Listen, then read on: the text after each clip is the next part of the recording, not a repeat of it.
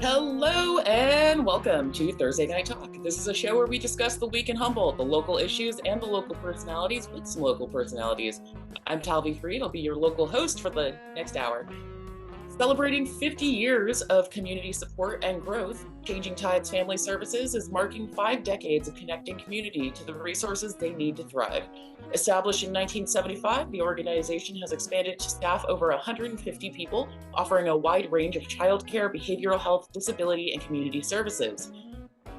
Joining us tonight, we have Kerry Venegas, Executive Director, Nanda Prato, Human Resources Director, Dora Saso, Behavioral and Family Empowerment Deputy Director, and Brooke Epperly, Board of Directors President. Welcome to everybody. Thank you. Thanks for having us. Yes. Thanks for having anybody, if anybody listening has questions for any of our guests, please text them. That's texting them using your phone or what have you, to 707-498-4146. Again, that's 707-498-4146. So we'll get into what Changing Tides is. It offers a variety of services, though. Let's start there. Who wants to go off into what Changing Tides is, what it does, and you can even talk a little bit about why it might be important for people to know what it is. So if I can start, that'd be great. But also, apologies, but I need to correct my last name. It's just one of those things. It's a very weird name, so it's hard to figure out the correct pronunciation. But I am Kerry Venegas, and in Spanish it's Venegas. So it can go either way. But what Changing Tides is exactly what you just read. We're a family service agency. We do a wide variety of things. So we have everything from mental behavioral health to what most people may know us for, which is childcare, to a very large sector of respite services to families with individuals with disabilities. We also provide everything from nutrition to parent support classes and resources, parenting cafes, and then helping people start up a small business as a childcare provider. And kind of a little bit in between, we also have done disaster case management for the 2022 earthquake recovery that impacted Rio Dell and the Eel River Valley, which was kind of a new thing for us to learn, but a really, really important thing to do in our community of Humboldt. Would anyone like to add on to that? Well, Kerry, with your mention of the disaster case management, I think also the pandemic and all of the emergency services and as far as supporting childcare providers and getting families what they need when so much other access was shut down or not the same. Right. Because this is something that a lot of people, even if they know us well, don't realize is that we actually are in state law on our resource and referral side that we spring into action in an emergency. And we particularly support those families and childcare providers and the families who use them by maintaining lists and access and delivery of supplies. During COVID, we actually stayed open the entire time, answering our phones. We also delivered thousands of pieces of PPE. And when we could, we also did things like deliver food boxes. We went out to communities. We took things out because we not only serve every part of the county, but we have a deep commitment to being there in person, like going everywhere. And COVID certainly gave us an opportunity to live that mission and that commitment. And we were in every part of the county. And in addition to that, we were doing a lot of parent cafes, even if people couldn't gather. we were doing them in parking lots. We were handing out the meals for families, the resource bags with books and toys and activities and information for parents, and just the opportunity to come on by and feel that connection. And oh my gosh, doesn't COVID seem like 20 years ago now? I feel like the effects of COVID are very strong, and especially for a group such as Changing Tides, I'm curious. I know what my friends who are teachers are saying, and I've seen the numbers about the education and where we're at in the community. As somebody in Eureka, not so great. Southern Humboldt somehow has numbers that are going up and up in literacy rates and where kids should be at. So I'm kind of curious what your perception is, especially when it comes to the behavioral side of children growing up during the pandemic. There seemed to be a little bit of a shift, and I'm not going to speak for my teacher friends, though it sounds like it was very, very difficult. I think that's probably very true. Dora, I'll hand off to you for the bird's eye on the behavioral health, but just as an overview, since our main connection to children and education is in the earliest years, so we're talking about preschool, childcare, ages 0 through 6. And during COVID, that was the one thing that didn't shut down for the most part, was childcare. So people were still, and that was a lot of hard work to do that. And a total salute of respect out to our childcare providers in our community who really, really stepped up to the plate. So the children in those places with childcare providers, whether family home providers or center-based, continued their routine. So their development, their school readiness, everything, their social interactions may have been a little stranger because, it's hard when you're learning language, when people are masked, it's hard to tell. So we all had to develop ways around that to help children. But overall, they didn't have the same environment and the same conditions that K-12 experienced where they were out of school. They were physically not able to be present and engage in learning. The littlest ones were. So that's a really different perspective on that side of the street. But Dora, we work with older children, school-age children in particular, on the behavioral health side.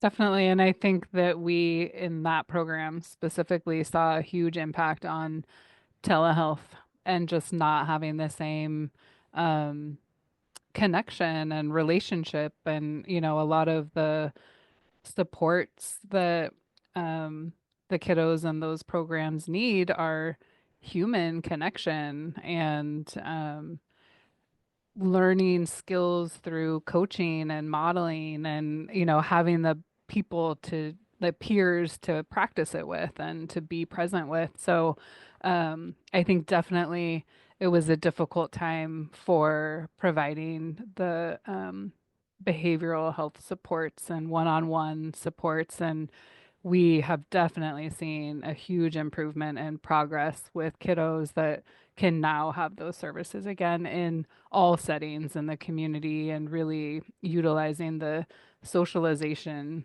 aspect of it. So I think just the isolation was a huge, huge impact for everybody.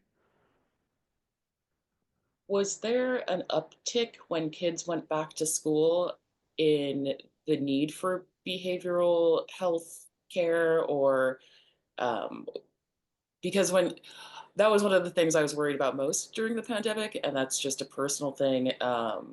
Just the worry that children who might need help would go unnoticed because of the isolation of them with their families and all the stressors that can be there. hmm I mean, I would say that, as Kerry mentioned, we did as much as we could to continue services without interruption in any of the settings we could be in so that we weren't letting kids fall through the cracks as much as possible. But you definitely have less eyes, less people, I mean, just everybody around them is limited. And so um, the just overall development of social skills or pro-social skills, was more difficult. And then there's parents who are expected to be teachers or, I mean, the roles that that's just not where everybody thinks I'm going to be for 24/7. I mean, everybody needs a break, um and I think I also am not a teacher, so I can't speak for teachers, but I can imagine telehealth or online school is not the same connection you get with a room full of kiddos that you're used to engaging with, and so a totally different relationship. I think when it comes to add on to that, I think there was a lot of conversation of not only us, but other partners that we worked with who either were nonprofits or local organizations or county folks and the schools themselves. We were all trying to constantly share information and make sure that we were connecting with any of the kids that we served, young or older, doing follow-ups. We'd go to the house, and if it wasn't safe to go in, we'd be at the gate or we'd be down the walkway, just, checking in, making sure. Respite's another service that didn't stop. Most of the respite workers and the families agreed that it was very important. They would follow their own protocols. They would discuss like the safety during COVID so that they were still engaged. And of course, respite serving folks with disabilities, individuals from, 0 to full on adult and elders, just being so important that they were not feeling that isolation and the families themselves were not feeling that isolation. So that's another group of kind of unsung heroes out there, is that caregiving group that goes one-on-one and gives support, who were 100% active during COVID. So Changing Tides does cover a lot. There's a lot of different groups in there. To employ 150 people, what sort of people are being employed, and how things are getting a little difficult with funding for nonprofits, and I'm kind of curious how that's being dealt with right now as well. What type of employees are there, and are there jobs available? I know people looking. So Nanda, I'm going to turn that over to you. Well, thank you. So, right, I'm the human resource director, and we are always looking for employees. And one area, I do have to just go back to the COVID times, because I am so proud of us as an agency. We never shut down. We just, COVID hit, we grabbed our laptops, we went home, we kept working, so I'm really proud that, everybody really rose to the occasion, and, we didn't have any, we just kept rolling, and we became, even more flexible. And I think that has also served us, post-COVID, that kind of, being nimble and adaptable, because we have so many different kinds of employees.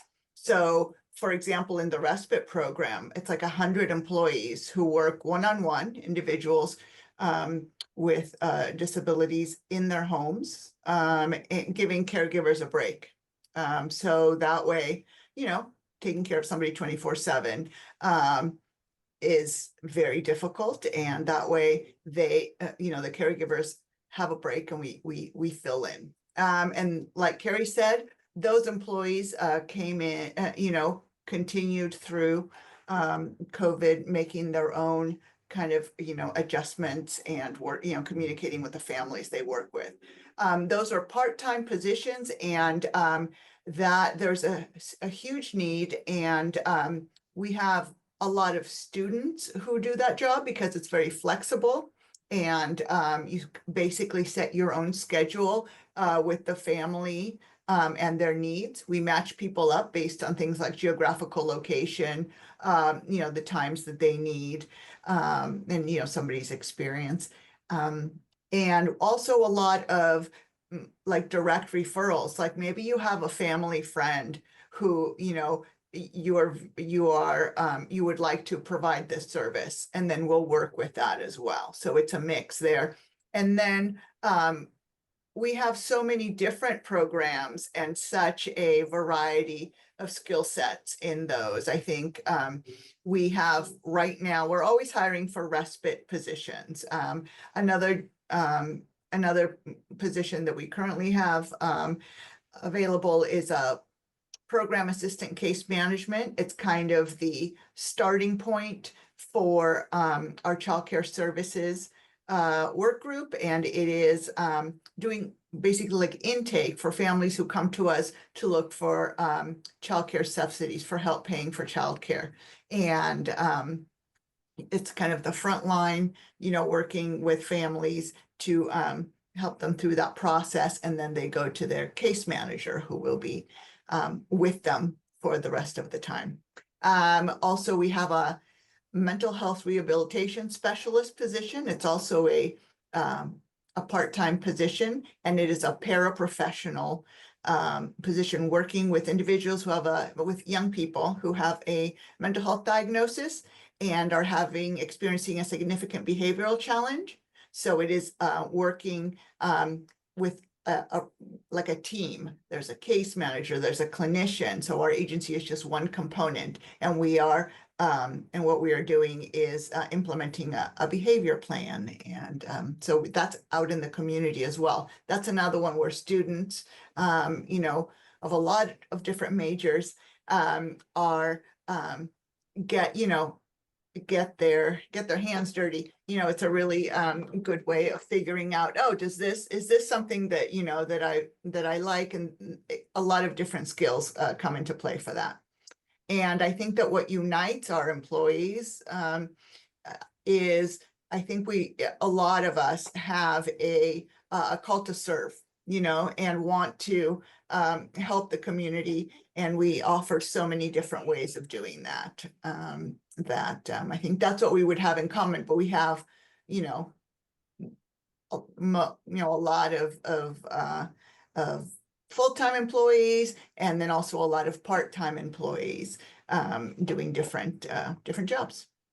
And I'm really glad that Nanda highlighted the fact that our agency, for almost literally the entire 50 years we've been in existence, has always been a training ground, right?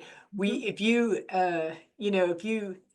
throw a snack out in the county somewhere, you are bound to have somebody toss it up back to you who has worked for our agency, come through our doors as a part-time employee or a full-time employee, cut their teeth with us in mental health, and pursued becoming like a licensed clinician. We've been a pathway organization. If you talk to a lot of the county employees, you will find a lot of our former employees who moved on to do county level work or moved into the schools, the school districts, or the county office of education, and in some cases to Open Door or St. Joseph's, which is now Providence, but I'm still trying to get used to the new name. So we really offer a lot of that opportunity. You can test drive it. You can see. We've had people go on to law school, but they cut their teeth with us in helping families, and we still stay in contact with them because it really helped them in pursuing the next thing on their adventure and their career list. And it gave them a grounding in compassion and what it takes to be rooted in a community and care about the people around you. So it's a legacy that we're super proud of. And just for anybody listening out there, if you have worked for Changing Tides or come through our doors, we're really hoping to get to hear from you, especially before our October 10th.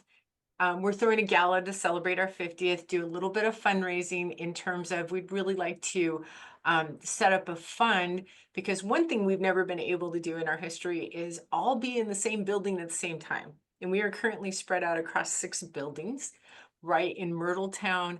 They're all next to each other, but that's 6 buildings that, if you come to us for childcare, but you also have some respite services, you've got to cross the street, you've got to go find the other building. Our admin building is kind of centrally located, but it's a lot for people to kind of go around and figure out which building to come to.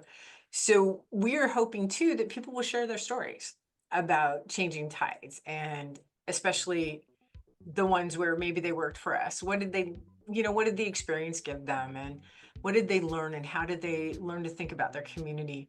As you know, nonprofit work is not always, if you want to make money, you probably need to go into a different field. If you want the satisfaction of coming to work, And knowing that you've made a difference in people's lives and helped them cut through the bureaucracy and help them through the paperwork, because that's a lot of what it takes. We will talk more about cutting through the bureaucracy with Changing Tides Family Services right after this quick break.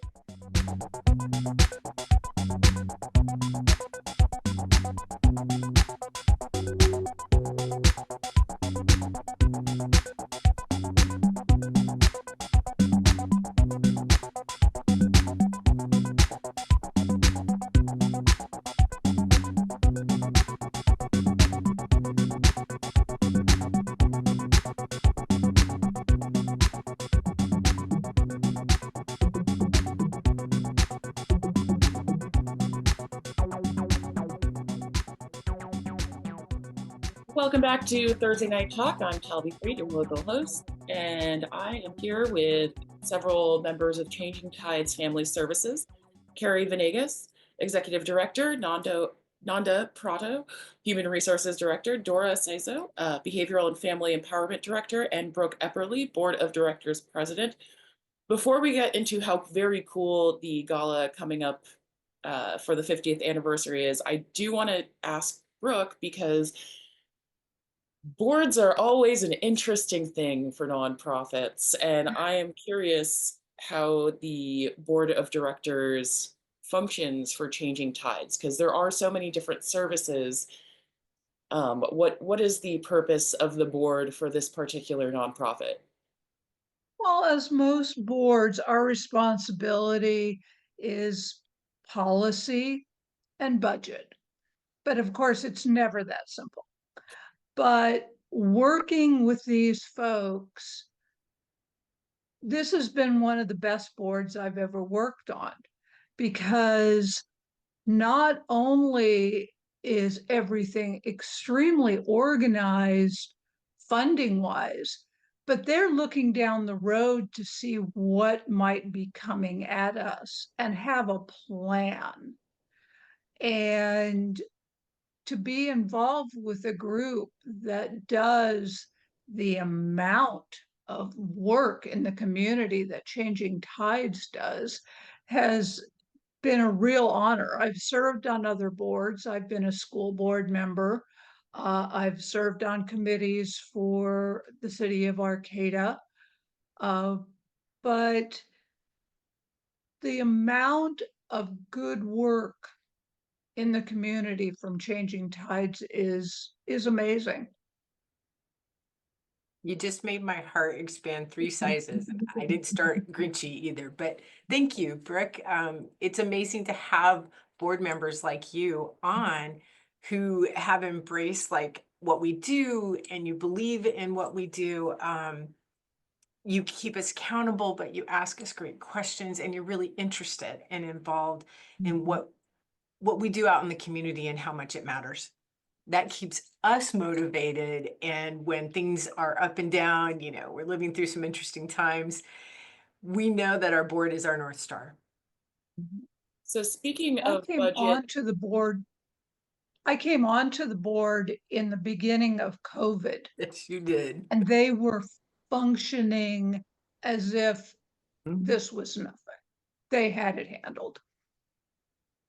And we did not lose a single program or job. We made a concerted effort, that we made a commitment to not only the community, but to our staff, that we would find a way, even if the services, even if that quadrant of services wasn't able to function the way it would or should. For example, mental health, because a lot of our mental health operates directly in schools, one-on-one with the children as they're attending school. We would find other ways. And we would make sure that every single one of our employees made it through COVID with us. So the budget is a fun question, because I know a lot of nonprofits are getting hit. Their funding is being cut. There's several grants that have been pulled, not just from Eureka, but up in Del Norte County as well, for educational services, for arts. Lots of art grants are being cut very hard, which without art, what is the point? So I'm curious how's the budget over there at Changing Tides, and Are things needing to be stretched? Are programs going to be dropped in favor of other ones? What's that look like right now? So I think that's a really good question. And I know, and you're probably aware of this as well, is that there's a group of us as nonprofits who come together, and there's a survey that went out. So again, a shout out. If you haven't completed it, NORCAN's the one that sent it out. Happy to also send it. Because I think one of the things that we're all trying to do as nonprofits is figure out who is getting hit directly first. Those are the folks who have direct federal funding. Who is in the next line? Those are usually the ones who have the pass through from federal funding. Then who is probably in the third line? And those are the folks where the money goes to the state and the state sends it to the counties, and the counties are the ones who implement it. So there's going to be layers to this. And the longer it goes on, the more impact it's going to have. For our organization, we are not direct federal funding. We have no federal grants, and that was a deliberate decision years ago when we first formed in the kind of services that we do. So we're not that first layer. And I know many of the folks, Food for People, the Rape Crisis Center, some of the HUD monies revoked in a heartbeat. And these are all core functioning services that we need in our community. I also think that one of the things that's so important that I don't know that people always realize is just how much of the core services for our community are being done by nonprofits and they're foundational to it, or how much money goes out the door. Because in addition to being altruistic nonprofits, providing things, supporting our community, we're also major employers within our own community who put a tremendous amount of money out into the local economy. And let me concretize that for a second. I'll give you some numbers just from us. We put out on average this fiscal year between $900,000 and $1 million just in the child care subsidies, meaning that is what we pay out to reimburse providers for providing care for eligible families. Those dollars double or more every time they go to a provider who then spends them locally. So that's just one slice. And if you add that up against 12 months, we're talking roughly about $12 million straight out the door. And that's a huge impact. The fact that we employ over 150 and we're actually a little bit closer to 200 this month. Yeah. That's a lot of jobs that depend on a nonprofit remaining healthy. We're fortunate in that we, because we're not that first layer, we're helping and hoping to give broader support and come together as a group of nonprofits to say, how can we shift this? Like if we have office space, and one of the things that another nonprofit may have a challenge with is making rent, because your fixed costs don't change regardless of what happens to your funding. Can we give shelter to each other? Can we take some action together? Can we raise some awareness? Nonprofits are so accountable. Every dollar that comes through our doors, we have to account to the penny. And we have clean audits and have for almost the entire time we've been in existence. So, that money is visible, and more than 90% of it goes straight out the door in our organization. And I know we're not the only nonprofit for that. So to get back to your original question, for the moment, we are probably in a much better position, but only because what funds us is 2 layers away from the federal direct grant government funding.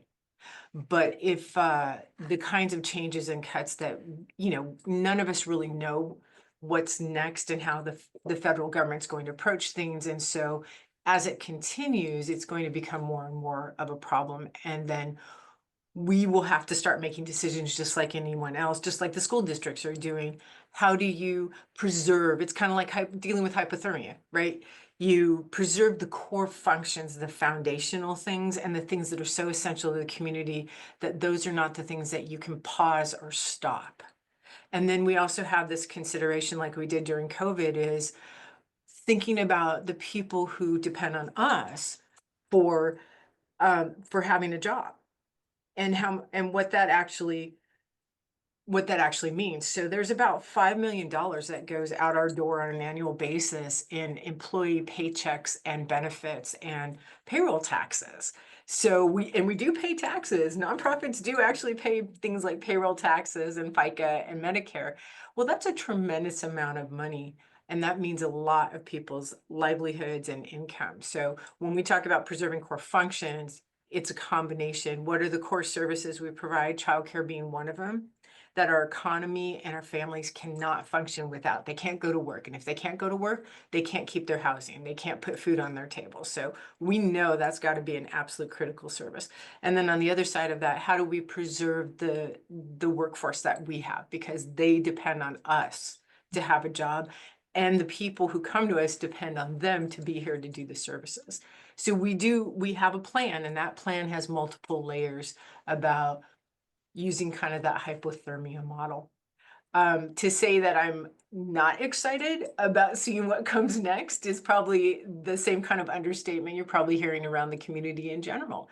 It's very chaotic, and there doesn't seem to be a whole lot of rhyme or reason to how things are being changed or updated or eliminated. I do think that one of the things that we're watching for, and I hope other people are too within our community, is Medicaid is going to be a huge thing if it gets cut. It funds so much more than your basic health care. It funds all of the mental health services to eligible families. It also funds a lot of the housing services. It also funds a lot of case management services that help people coming out of addiction, coming out of jail, becoming rehoused. I mean, there's just so many things that actually do come out of Medicaid that maybe people don't realize. We do realize that Head Start, we run an early Head Start program that's unique because it's actually located, instead of being a center, independent family childcare providers are participants within it, and that provides wraparound services for families. It gives the childcare providers additional support in updating their homes and their outdoor spaces, and getting extra compensation for the higher level things that they do for all of the families in their care. And right now, Head Start is actually being discussed as being on the chopping block, and over half of the regional centers that support Head Start services and early Head Start have been closed. So if you're thinking about local providers of Head Start and early Head Start, direct grantees like North Coast Children's Services, they're having to really make a lot of decisions based on very little information. So I want to go around and ask everyone just what are your predictions for the future? Because an organization that's been around for 50 years, there's sometimes trends repeat themselves, sometimes they don't. Though I'm imagining 50 years is quite a while for an organization to not just exist, but to exist successfully in a community. And so I kind of just want some predictions of what people may be experiencing in the future. And I'm just going to go around and ask everyone real quick. Let's start off with Brooke. What do you see? What are you predicting for our future here? I think changing tides will continue to grow and change. Um, when they started out, it was primarily childcare, and it's branched into all these other services. And we're pretty resilient up here, and I think we would be hard pressed to get rid of too many of these really important functions without a fight. Awesome. Dora. I definitely would echo what Brooke says. I think that one of the strengths of changing tides, and it was touched on earlier, is really keeping an eye on what the needs of the community currently are, or what's kind of in flux, or what we could be doing to adjust a program or to offer a different slice of a service, or so I think that as far as I don't know if I'd go as far as say chameleon, but I do think that we are flexible and able to kind of pivot. I think that was one of our big words in the last few years. Word. Yeah, so I think that we do want to look ahead and not also just not get stagnant in the now, because I do think that it's always changing for funding and trends and, even just the practices. And as we have new generations going through and doing different, having new perspectives and fresh views, then there's new ways to do stuff. So I think that we just look to meet the community where they're at any given time and do the best that we can for them. Nanda, what are your predictions for the future here? Well, this is gonna in October, I'm gonna be here 25 years. So I've seen a bit, and we roll with it. We are creative, we are nimble, and resilient. Brooke really got that. We are always looking ahead and making plans, varieties of plans, as things go. So I don't know exactly what we will look like in the future, and that's okay, because we'll see what's there. But I feel good. I feel like we have come through time after time, and we'll continue to do that. And yeah, really, we just will reflect, the community and what the needs are. What do you see hardships being for the families out in Humboldt County right now? Kerry, do you want to? Yeah. You like in this current moment, like the last couple of months, because things have changed dramatically, even in like 3 months for families. I think Humboldt has had challenges for a long time with a lack of affordable housing, or housing period, and especially like housing that has had a lot of deferred maintenance. So folks are living in places that need a lot of work as well. So I don't think that's getting easier. That's getting harder. Their paychecks are not going as far as they used to. Food, any of us going to the grocery store, we can see it on a weekly basis. All of the prices are going up. So families who are already stretched thin. And just to put a finer point on it, the families that come through our doors, the ones who, especially who are accessing childcare, we're really talking about working families. We're really talking about families who sometimes have 2, 3 jobs. They may be 2-parent, they may be single parent, they may be grandparent household, they may be guardian household. These are folks who are scrambling to make ends meet. And that's getting harder and harder out there. I think a lot of people are really, really concerned if they are going to be able to pay the rent, or if they're going to be able to put food on their table. And we know that I think, Food for People has done a great job of sharing this information, as well as Arcata House partnership. But what we see when we have families come through our doors is they may come for childcare, but we also take the time to ask them, all right, what are your most pressing needs? What can we connect you to? Are there other things that we can help you with? And I think all of the time it is housing and it is food. And there are more families than ever who are tapping into the food bank in higher numbers than ever before. And a lot of elders too, people that a lot of folks wouldn't ever expect, who may be doing respite or be caring for someone with a disability, who are now trying to figure out how to make dollars stretch a little bit further and work a little bit harder. So I think and there's a lot of free floating anxiety, right? Because we've worked really hard, and this is a term I think that gets a little bit people want to roll their eyes when they hear it, but it's still super important. The concept of being trauma informed and resiliency oriented, which is operating on that concept, is understanding that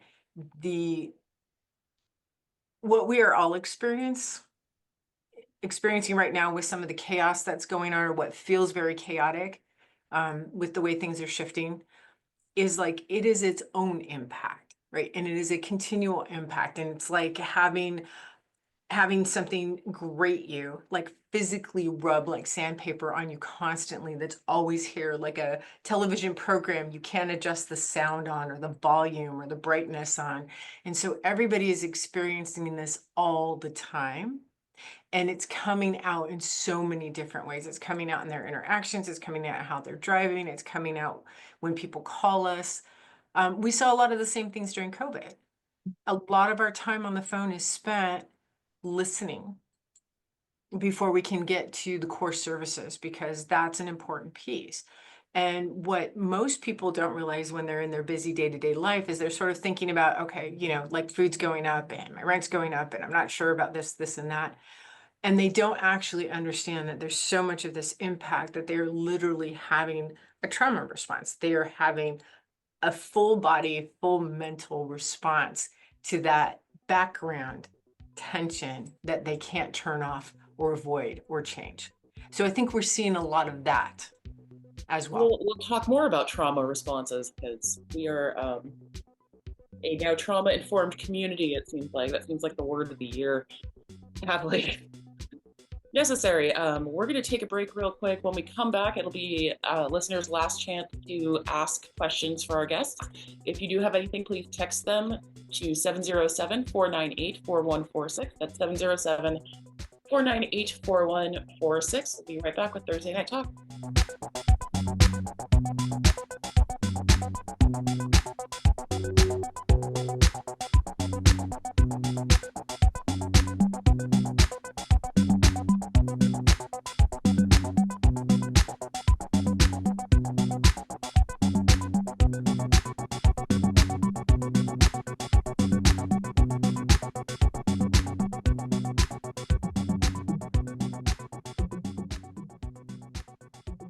Welcome back to Thursday Night Talk. I'm your local host, Talvi Freed. I am here with Changing Tides Family Services.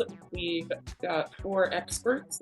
We'll go over who everybody is at the end because we only have about 10 minutes till the round robin.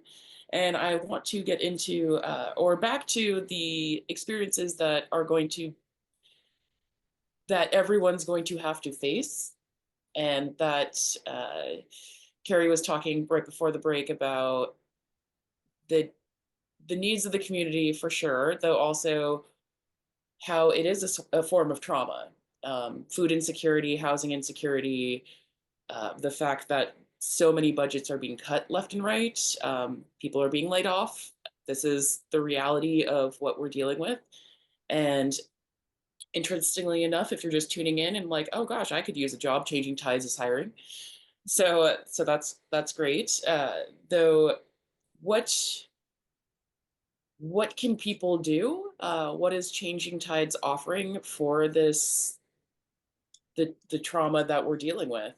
This isn't like post-traumatic. I guess we're all post-traumatic from the pandemic. Everyone still has some quirks. It's interesting. I still remember, people going out to eat for the first time and being like, nobody's looked at us eat except for, our close family units for so long. And that's, even though it's funny, it's still a form of trauma. And people having to go to the food banks for the first time in their lives there can be some shame with that, even though there doesn't need to be, because it's happening to everybody, which that's a community trauma right there. How is Changing Tides dealing with all of this? Internally or externally, how we're supporting the community or how we're approaching things internally as a team? Both. Okay. So I definitely will want to popcorn a bit, but I think when we're talking about what we're trying to do with community, one of the ways I would highlight is the parent support services that we're doing and the parent cafes that we're rotating around the county. As a matter of fact, Rio Del, while we're on the radio, is actually doing a parent cafe in their community resource center, because we partner with the family resource centers. And these are spaces where parents come, they have childcare, they have a hot dinner for them and the kids, they get to sit down, they get to talk to other parents, they get to talk with us. and talk about what they're navigating and think about like, you know, what is it? How do we bring expertise and put it together with each other? Because parents are living this experience. They are their own experts, and they are certainly the experts of their own home and family experience, but it can be so isolating. And we know that that's come out more and more. COVID really shined a light on it and exacerbated it, but parents are feeling increasingly isolated and alone in this journey and unable to have a moment to come together and connect. So I think that's a very visible one. Our Family Empowerment Center, which Dora will be able to expand on, is another like place where parents can come, particularly parents of children with disabilities from age 0 to 22, get resources and technical support, but also have a space that looks like a living room. And for a moment, you can put that down, that knapsack, whatever you're carrying around, breathe a little, have a snack, and talk to folks who are there to listen and understand, you know, who have their own experiences and deeply care about what happens. I think internally, getting a handle on that, I think COVID was a lot of what taught us, in addition to all the years we've been in existence.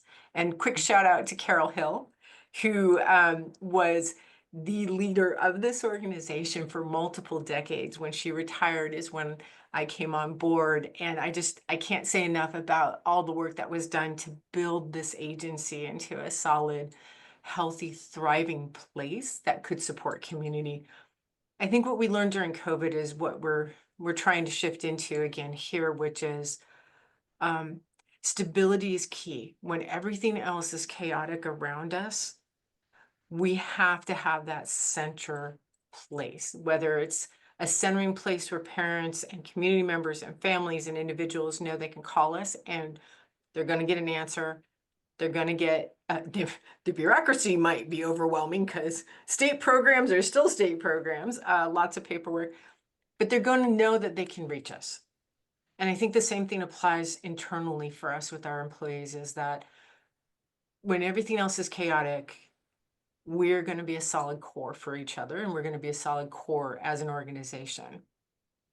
And we're going to be able to talk about, this is where we're going. This is what the update is. This is what it means for us. And here's how we're going to navigate it. And we're not alone. And they're not alone. And I think that's a message that we want to give to the community as well as our own employees, is everything right now can make it seem very isolating, that everyone is having this unique experience that's overwhelming. But in reality, this is what Humboldt's really great at too, is, you know, neighbor is a verb. I know that's kind of like an overused saying, but neighbor is a verb. And that's what we have to live. And that's what we live up here. We're isolated, we're cut off, our roads, landslides, earthquakes, major storms. It's all things that we're used to. We know the way forward, even when it doesn't feel like it, as a community and certainly as an organization. But I want to dial back and have our other folks talk about it. I was going to piggyback on your comment about Rio Del and partnering with FRCs. And I think I had just kind of noted to myself that to highlight for us, a real priority is truly being a whole county service.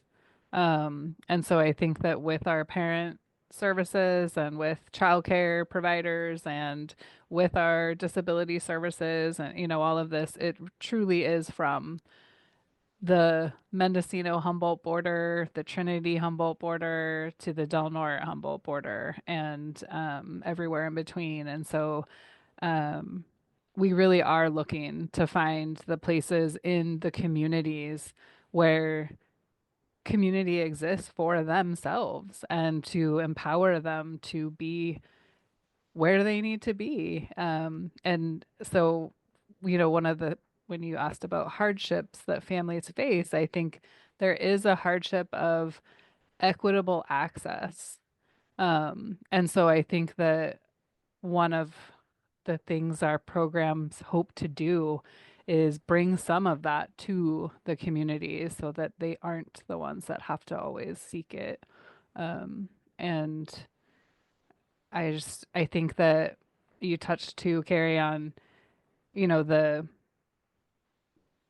well, and Nanda, just the length of service that our staff have with the agency and really the dedication that, um, yes, there's people that come in and do service and move on and, have a different path. And this is one stone in their pathway of their journey. But there are also a lot of employees who have committed themselves to changing tides and really feel passionate and just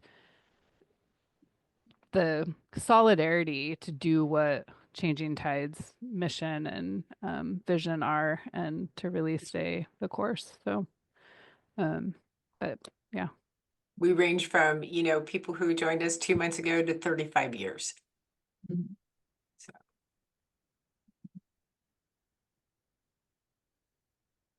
So.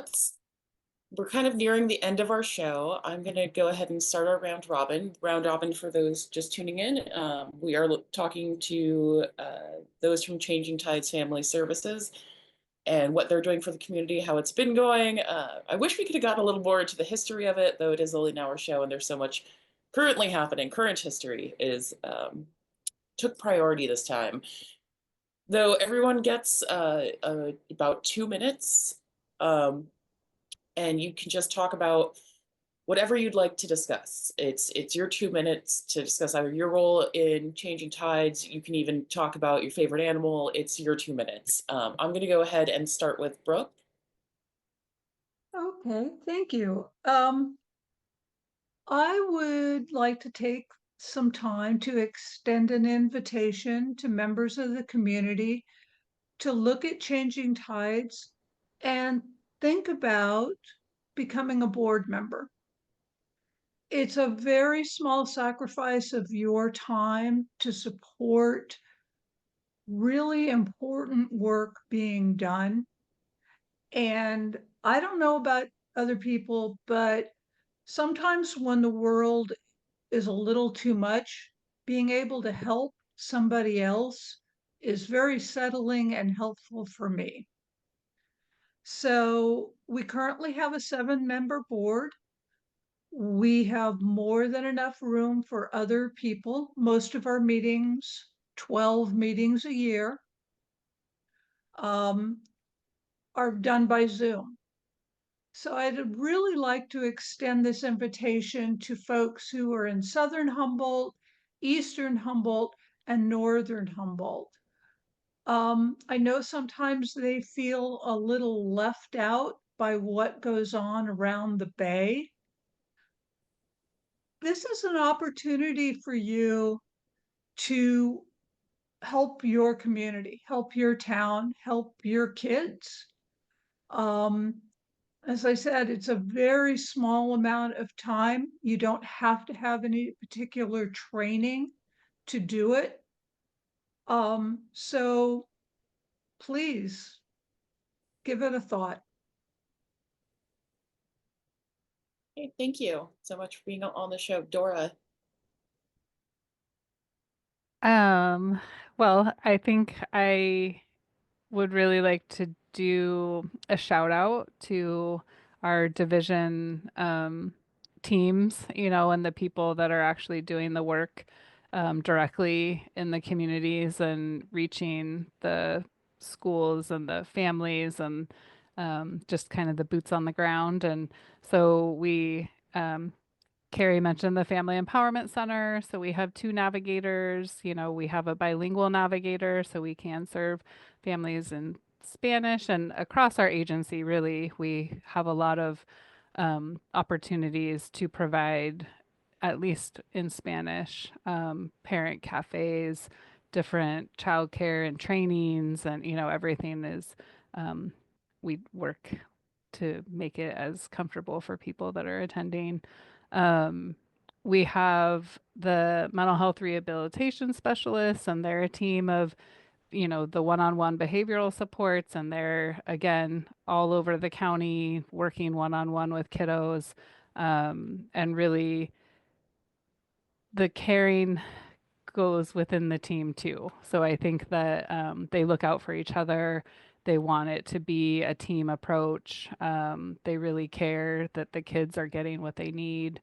And we have our special needs services. So again, the respite workers, the supported parenting team, offering, the breaks and the resources and just supporting the families and really just all of the people. I mean, I think that we're working as an agency to really do more of our own cross collaboration too, but partnering internally and externally allows us to really meet the needs of the community in a more holistic way, and not feeling like we're working against each other, or, not that the families get what they need. So I really just appreciate that. And I'm new in the role that I'm holding, so I do want to shout out to Connie Sundberg, who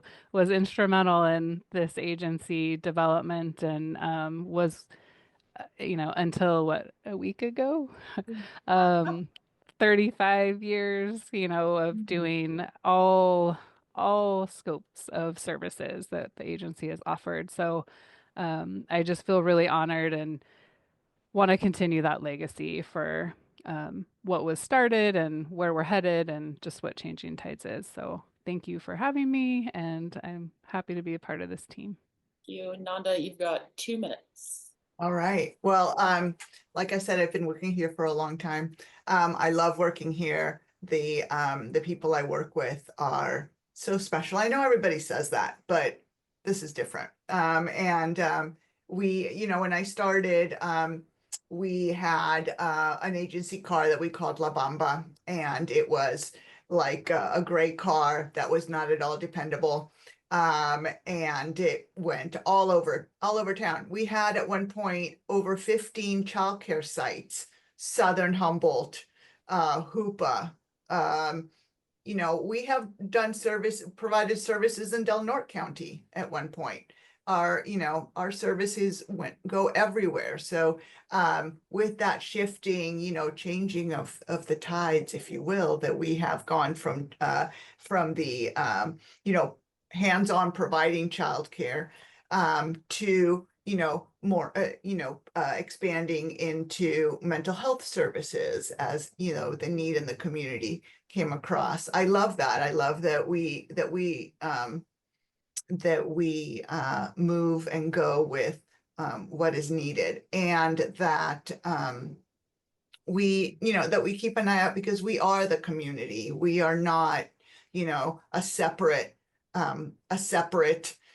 set of people. We are in the community, and I look forward to us continuing to serve the community in those areas that, like Brooke mentioned, that are not on the coast, because they deserve the same services that are available to those who are easier and shorter distance to go to. So. Well, thank you, Nanda. Kerry, you've got 2 minutes. All right, let's see if I can do this. So just kind of a fun fact that tells you kind of just the core history of us is that when we started, we were an economic development program meant to get parents to work. And we were started by a dedicated group of people at the local community level who decided to tackle that issue along with the County of Humboldt. County of Humboldt put up a few funds, and that is how we were born. It was all about making sure families could go to work and that our economy was healthy and thriving in Humboldt County. And we actually haven't shifted away from that mission. So like Nanda was saying, at one point, we actually ran all those childcare centers as independent centers. And then we actually stopped running childcare centers and focused on getting subsidies into parents' hands. And we added mental health, and we added nutrition, and we added so many different things. And of course, most recently, we also added supervised visitation. In partnership with the Humboldt Superior Court Family Court, where families, the cost is so high. And this is a small grant, but a mighty grant that comes from the state that helps families access at no cost supervised visitation services so that they can see. So it's a great journey. And it's not a journey we're done with yet. I know we got at least another 50 years in us. Awesome. When is the 50th anniversary gala? In October? Give a real 10th. 10 seconds. October 10th, Sequoia Center, 6 to 8 p.m. We'll be sending out the save the dates and posting some information soon. We'd really love to have people come. It'll be a good time. We'll be celebrating. We'll do a little bit of fundraising, something we've never done before. It's a new journey. It's part of our navigating the next 50 years. I was gonna say, it seems like fundraising is the way to go. That's what Food for People sort of did, the community match, which is awesome. So hopefully at least another 50 years. How about another 500? Here's to another 500. Right. Thank you so much to everybody from Changing Tides, Family Services, Kerry, Venegas, Executive Director, Nanda, Prato, Human Resources Director, Dora Saso, Behavioral and Family Empowerment Deputy Director, and Brooke Epperly, Board of Directors President. Thank you so much. We'll be back next week with another Thursday Night Talk. If you want to throw a suggestion out for a show or have a topic or have any comments, feel free to email us at kzzh@accesshumboldt.net. The show replays Friday evenings at 8 p.m. right here on KZZH 96.7 FM. Also check out our YouTube channel. You can check out our online radio station, and you can watch us on TV if you have cable. So that'll be pretty cool. I believe channel 12 for those who have cable. Otherwise, check us out on YouTube, and I will see you next week right here on Thursday Night Talk.